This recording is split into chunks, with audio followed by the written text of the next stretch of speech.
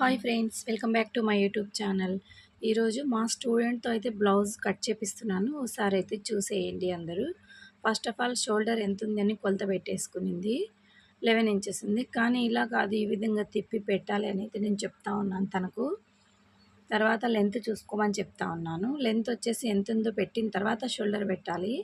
కానీ తను ముందే షోల్డర్ పెట్టింది. అందుకనేసి నేను లెంత్ ఎలా ఉంది అనేది ఇక్కడ చూడమని చెప్తా ఉన్నాను. లెంత్ వచ్చేసి 14 ఇంచెస్ ఉంది. 15 పెట్టింది +1 చేసి. తర్వాత వచ్చేసి షోల్డరు 11 ఇంచులు ఉంటే 5.5 పెట్టింది. తర్వాత వచ్చేసి మళ్ళీ చూడండి, టేప్ ఇలా తిప్పుతూ ఉంది తను. నేను అలా కాదు ఇలా అని చెప్తా ఉన్నాను తనకు. ఇక్కడ మిడిల్ పాయింట్ లాగా పెట్టేసుకోవాలని చెప్తా ఉన్నాను. కానీ ఎన్నిసార్లు చెప్పినా ఒక్కోసారి వాళ్ళు కొత్త కాబట్టి మర్చిపోతూ ఉంటారండి. ఇలా గీతలు గీసేసుకోవాలన్నమాట స్కేల్ పెట్టేసుకొని. తర్వాత చెస్ట్ భాగం అయితే చూస్తూ ఉంది తను. చెస్ట్ వచ్చేసి 32 ఇంచెస్ ఉందండి. చెస్ట్ 32 ఇంచెస్ అంటే దాన్ని 4వ భాగం చేయమని చెప్తా ఉన్నాను. ఎంత వచ్చింది అని అడిగితే తను చెప్తా ఉంది. 4వ భాగం ఇలా పెట్టేసి తర్వాత 2 ఇంచులు ఖర్చుకని పెట్టేస్తూ ఉంది. ఇలా మార్కింగ్ చేసుకొని ఇక్కడ ఈ నుంచి ఇడికి ఎంత ఉందో మళ్ళీ ఈ నుంచి ఆడికి అంత ఉందా లేదా అని చూసుకోమని అయితే చెప్తా ఉన్నాను. ఇక్కడ కూడా చూడాలి కదా అని చెప్తా ఉన్నాను. ఎందుకంటే క్రాస్గా పోతుందనేసి అదేవిధంగా మార్కింగ్ చేస్తుంది. కానీ ఇంకా తను మార్కింగ్ చేయడానికి భయపడుతుందనమాట. నేనే కొద్దిగా అలా చేస్తూ ఉన్నాను, చూపిస్తూ ఉన్నాను. స్టూడెంట్స్ అందరు నిలబడి టేబుల్ పైన పెట్టుకొని కట్ చేస్తున్నారనమాట. అందరు రౌండ్గా చుట్టూ నిలబడుకొని చూస్తూ ఉన్నారు స్టూడెంట్స్ అయితే. ఇది ఇలా అది ఇలా అక్క అని తనకు కూడా చెప్తూ ఉన్నారు. తనకైతే చాలా భయం అండి, భయం ఎక్కువ నేనేమంటాను అనేసి. అన్నిటికీ గీతలు గీసేయమని అయితే చెప్తూ ఉన్నాను. గీతలు అయితే గీసేస్తూ ఉంది మార్కింగ్ చేసిన చోట. ఇప్పుడు బ్యాక్ పార్ట్ కట్ చేసేయమని అయితే చెప్తూ ఉన్నాను.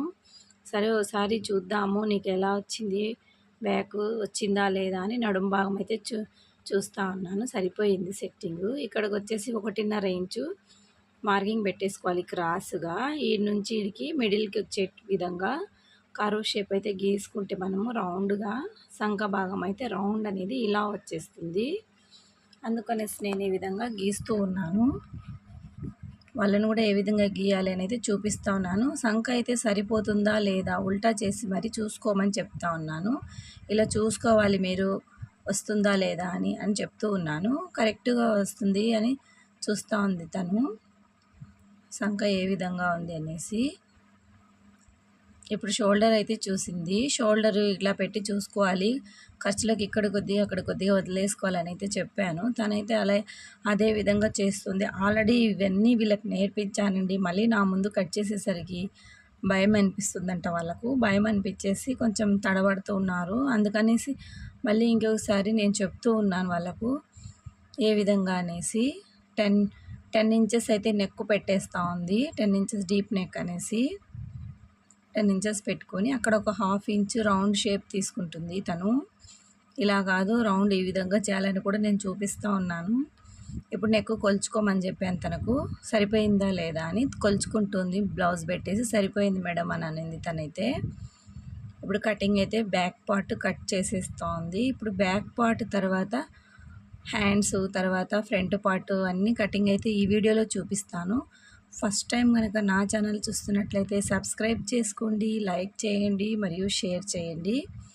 మార్జిన్ కూడా 2 ఇంచెస్ అయితే వదిలామండి. ఇంకా హ్యాండ్స్ కూడా 2 ఇంచెస్, ఫ్రంట్ పార్ట్ 2 ఇంచెస్ వచ్చే విధంగా అయితే మనము డ్రాఫ్టింగ్ చేసుకొని కటింగ్ అయితే చేసేసుకోవాలి.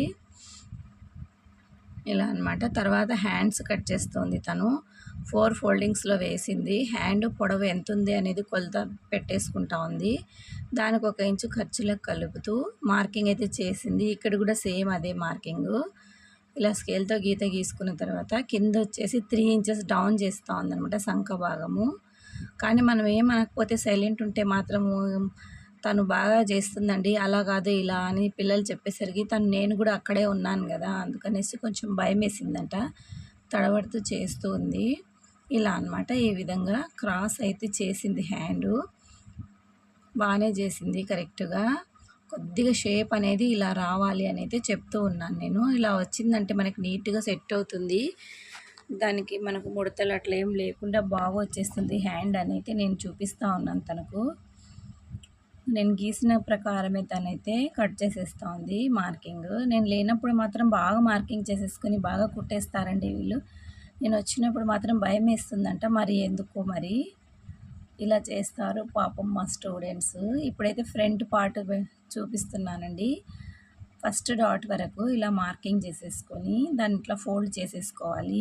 బ్యాక్ పార్ట్ మీదనే ఫోల్డ్ చేసేసుకొని క్రాస్‌గా వేసేసుకోవాలనమాట. క్రాస్ కటింగ్ అయితే, సీదా కటింగ్ అయితే సీదాగా వేసేసుకోవాలి అని చెప్తూ ఉన్నాను. నేను వాయిస్ ఓవర్ ఎందుకు ఇస్తున్నానంటే అంతా పిల్లలు ఇట్లా కాదు, అట్లా కాదు అని ఇక్కడ అంతా గోలగోల చేస్తున్నారండి. చెప్పుకుంటే ఒకరికొకరు. అది సరిగ్గా అర్థం కాదు మీకందరికనేసి నేను మళ్ళీ చెప్తూ ఉన్నాను. నెక్ వచ్చేసి 6 ఇంచెస్ పెట్టుకున్నాను. 6 ఫ్రంట్ నెక్ అనమాట ఇది. 6 ఇంచెస్ కదా గీత గీసుకున్నాను. బ్యాక్ పార్ట్ మొత్తం సేమ్ ఇలాగే గీసాను. ఇట్లా క్రాస్ అనమాట సంఖ భాగం నుంచి ఈ విధంగా క్రాస్ ఏస్తే చాలా క్రాస్‌గా వస్తుంది క్లాత్. జాకెట్ కూడా నీట్‌గా సెట్ అవుతుంది. సంఖ భాగం వచ్చేసి 1/2 ఇంచ్ అనమాట. 1/2 ఇంచులో ఇలా ఈ విధంగా మార్కింగ్ అయితే చేస్తున్నాను. అది ఆర్మ్ హోల్ రౌండ్ అనమాట షేపు. కొద్దిగా అలా ఉంటే ముడతలు లేకుండా బాగా వచ్చేస్తుంది. మనం కటింగ్‌లోనే ఒకటేసారి కట్ చేసుకుంటే కుట్టేటప్పుడైతే మనకి ఈజీగా అవుతుంది కదండీ కుట్టుకోవడం అనేది. ఇప్పుడు ఇది రౌండ్ నెక్ కూడా ముందర రౌండ్ చేస్తుంది తను. మళ్ళీ నెక్ కొలుచుకుంటా ఉంది చూడండి.